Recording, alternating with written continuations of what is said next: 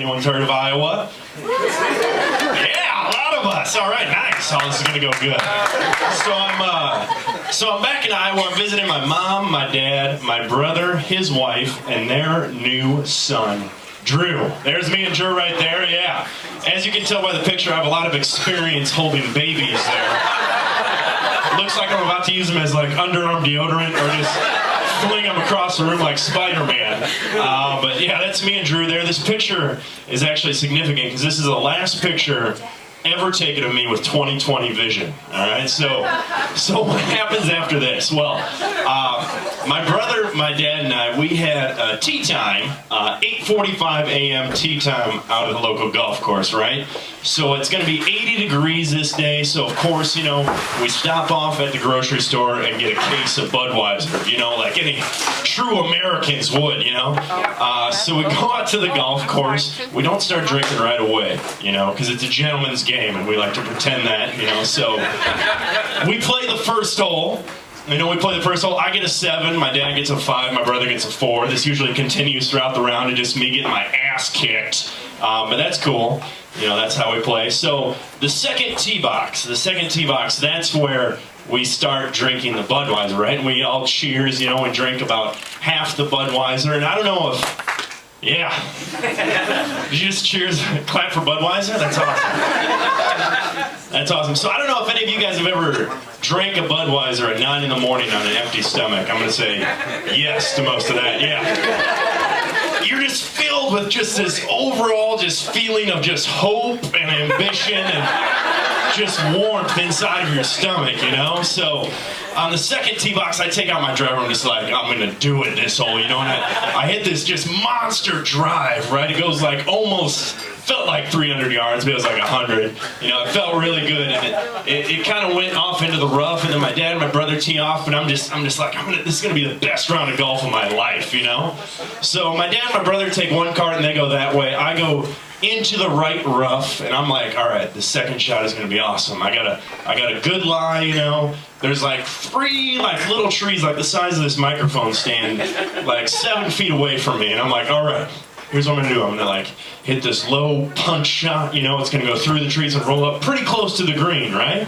So I take one last chug of my Budweiser, I pretty much finish it off, and then I go to my swing, and somewhere in the back swing, it goes from a little punch shot through the trees to I'm gonna swing as hard as I fucking can.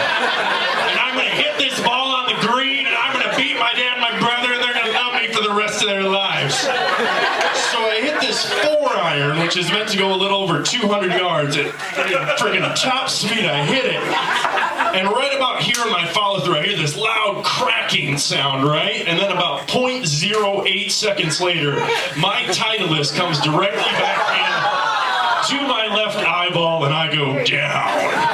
Right now, I did the sports science on this, and average ball speed coming off of a metal iron is 148 miles an hour, right? Maximum velocity achieved directly after impact. Then it hits off a tree exactly the size of a Louisville Slugger baseball bat.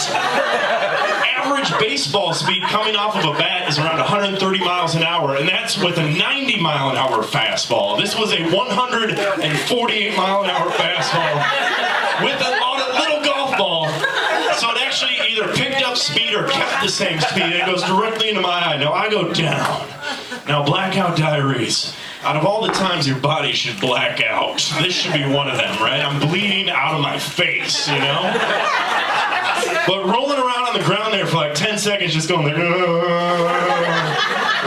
realize I'm still alive, I'm still awake, and this hurts like shit. Now, my dad and my brother, they're over 100 yards away.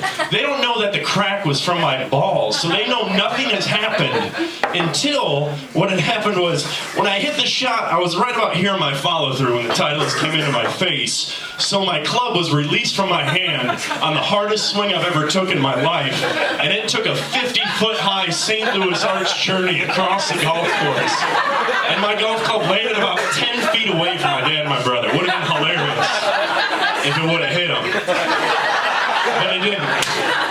But so the club lands, they look over, I'm rolling around on the ground bleeding, they run over to me.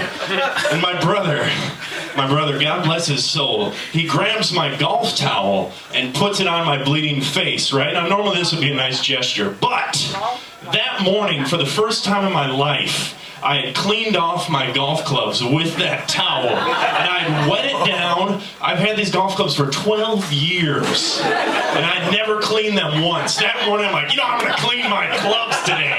So I wet my golf towel, wiped it off that up to 12-year-old mud, and my brother just put this on my bleeding face, just infecting my body with a staph infection almost immediately.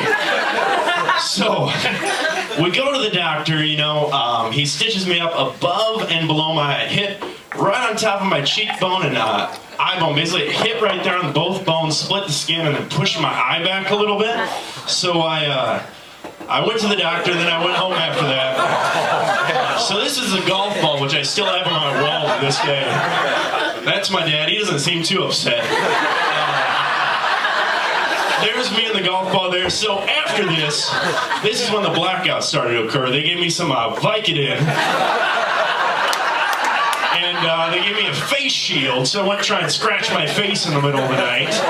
And I had some Heinekens and Jackson Cokes and some Vicodin, and I had my face shield. So, times are good. Now after this, the doctor said my eye was actually okay. It's still back in there somewhere. So they said the scars will heal up. Eventually your eye will open after like a week or two, and it'll be a little bloodshot, but the vision should come back, right? So I'm like, cool. So I stayed another couple days at my parents' house, and then I convinced them I'm okay to drive back to Chicago here, with my eye still being swollen shut, which was awesome. That was a great drive. I don't know if any of you guys have ever merged onto the expressway with one eyeball. Especially when it's your left eyeball. So to check your blind spot, I literally have to turn all the way around in my car. And the best part is when somebody sees you in the other lane and you're all the way turned around, they're like in this instant feeling of vertigo. They're like, holy shit, it's like when the car backs up next to you. So I get back to Chicago here. My eye opens up, it becomes less bloodshot, it becomes clear in that, but oh shit, I still can't see out of it after a month, right? So I go to the doctor and they're like, all right, we might have missed something here. You have a hole in the back of your retina. What had happened is the ball had hit my eyeball with so much force it pushed these shock waves to the back of my eyeball, and it ripped my retina open, right? So they're like, all right, you're gonna have to have surgery. You can either be blind in that eye or have surgery, right? So I elected for the surgery. Look at how happy my dad is once again. Smiles all over.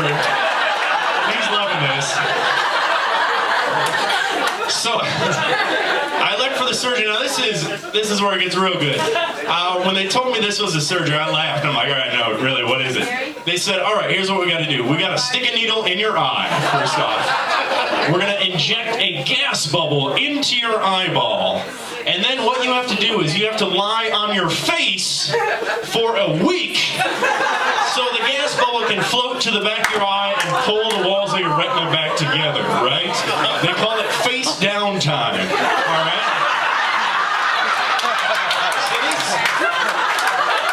This was me for 8 days, face down time. Now, if you should roll over or anything like that, the gas bubble will hit the side of your eye or the front of your eye and you get cataracts, and you'll eventually go blind from that. So you don't get any pills for this. You get nothing. You just have to go with it. You have to sleep like that. You have to walk around with that. When I had to go to the bathroom, they had built a mirror that I hung around my neck like a necklace, and it was like a reverse periscope where it was 2 mirrors, and I walk around my apartment like this, and I could see forward with that mirror. So those 8 days were the true Blackout Diaries. I drank beer through a straw, whiskey through a straw, wine through a straw. I had a party where my friends would just come lay underneath me and look up. Hey, look, how you doing? You doing good, buddy? You doing good? Oh, I'm doing great. I had no idea of time, and it's so weird getting drunk when you're already face down. Because that's usually the end of your night. But I was just there 24/7 for 8 I should introduce, that's my cat, Apollo Creed, on top of me. Yes, he used to have a brother, Rocky, and yes, he was white, if you're wondering. But yeah, that's Apollo Creed. Here's me more face down. That's, I was taking a drink of something. I had my solar shield goggles on. Just to wrap things up, I want to show you, I had to wear a bracelet or whatever for 45 days after this surgery because I had a gas bubble still in my eye. It eventually broke apart and tried to fix my retina, but this is the wrist guard. It's like a quarterback wrist guard I had to wear for 45 days after the surgery. I just want to read you what it says to close. Remember, this is all from drinking one Budweiser on the golf course at 9 in the morning. This is what happens. It says, "Warning! This is important information provided to you about your eye surgery. You have a gas bubble in your eye. Use of nitrous oxide," which I often do, use of nitrous oxide or change in atmospheric pressure with a gas bubble present may cause an increase in pressure in your eye, which can cause blindness. Do not travel in an airplane. Changes in elevation may cause an increase in pressure in your eye, which will result in blindness. Which I always thought of doing, is flying in a plane on purpose and next to somebody I hate, and then just my eye explodes out. That'd be a great way to get back in next. Number 2, do not travel to a higher elevation or a mountain range from a lower altitude. I don't know how to travel to a mountain range from a higher altitude. If you have eye pain while traveling to a higher altitude, you should change your route and head to a lower altitude. And then finally it says, maintain the proper head position advised by your ophthalmologist during face down time. Incorrect head positioning may cause your surgery to be unsuccessful, glaucoma, cataracts, or blindness. So that is my blackout diary right there. Right time. One Budweiser canoe. One Budweiser. Let's hear it for Michael, everyone.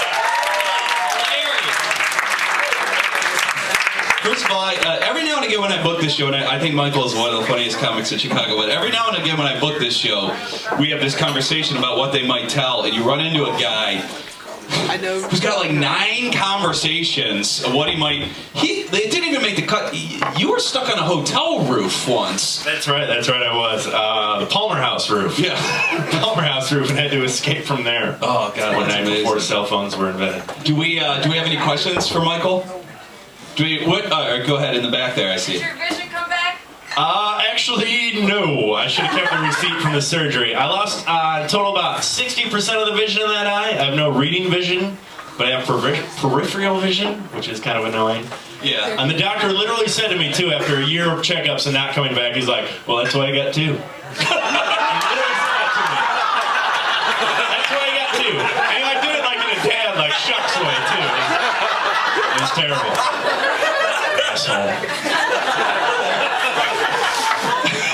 Any other questions? Go ahead, right there, sir. So, during your recovery, like in there, are you completely making a 90-degree angle with your body anytime you're not laying down? Yes. They actually, there's a whole pamphlet called Face Down Time that they give you. I was the youngest guy that had to do it, but yeah, if you're not on that like massage table bed, you have to 90-degree angle, because anytime that gas bubble floats to like any part besides the straight back of your eye, it's damaging your eye, because it's trying to pull the tissue back together. So it's, yeah, cataracts or glaucoma if you like lean up or lean to the side. So that's why I didn't give me any Vicodin, because they don't want you to like roll over on your side by accident in bed. Good times. I love the visual too of people just like, oh, you know what? I'm gonna go talk to Michael at this party, and just getting on their back and sort of checking things. Here's a weird moment. Well, what final question for Michael? What's your golf game? All right, well, we'll get you 2. What's your golf game? Do you have to like I imagine like the way uncles are. It's like, do they go like, well, don't hit your eye every time? Yeah, no. I'm trying to get a new thing like the mulligan rule, only the mic rule. So all my friends and family basically, if we're ever, I've only golfed. I haven't golfed much since this. I'm actually freaked out by it. It's like missiles out there now. But yeah, I just throw it out. Anyone, family or friends, we just throw it out from the trees. Oh, mic rule, no penalty. Just throw it out backwards from the trees. So. We had one final question over there. Did you drink any more Budweiser? No, and we really wanted to too. There was a moment where my brother actually turned to me after I got hit, and he's like, "Do you think you can keep playing?" Because I was thinking the same. It was 80 degrees. No one else on the course. Yeah. Sad moment. Let's hear it for Michael. Everyone.